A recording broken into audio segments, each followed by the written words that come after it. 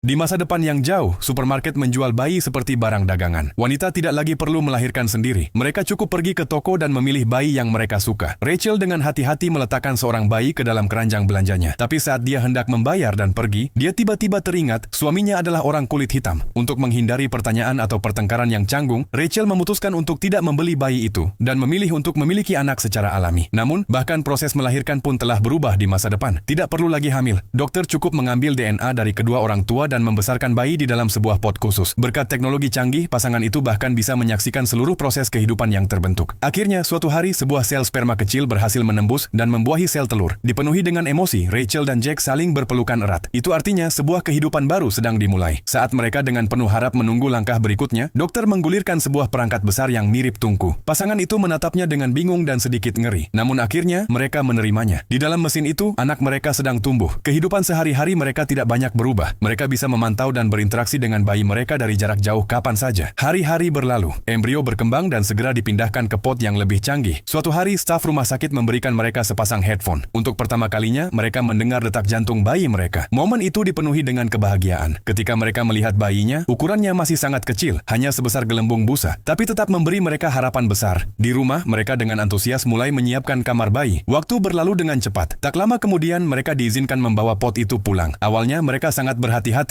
meletakkannya di kamar tidur mereka. Tapi malam itu saat mencoba tidur, mereka merasa pot itu tidak cocok di sana. Jack memutuskan untuk memindahkannya ke ruang tamu. Dalam perjalanan, dia hampir tersandung, tapi untungnya bisa menyeimbangkan diri tepat waktu. Malam itu juga, saat mereka hendak tertidur lagi, tiba-tiba alarm berbunyi keras dari luar. Mereka bergegas keluar dengan panik, hanya untuk menyadari bahwa mereka lupa mengisi ulang larutan nutrisi pot tersebut. Jack awalnya merasa panik, tapi dalam beberapa hari berikutnya saat dia melihat anak mereka tumbuh dengan stabil di dalam pot, dia merasa semakin lega. Segera kapasitas maksimum pot di rumah mereka tercapai. Bayinya hampir siap lahir. Mereka harus mengembalikan pot ke fasilitas dan menunggu proses kelahiran. Tapi begitu kembali ke rumah, ada sesuatu yang terasa hilang. Tak lama kemudian dokter menelepon mereka. Dokter mengumumkan bahwa bayi akan diinduksi segera. Pasangan itu bingung. Bukankah ini terlalu cepat?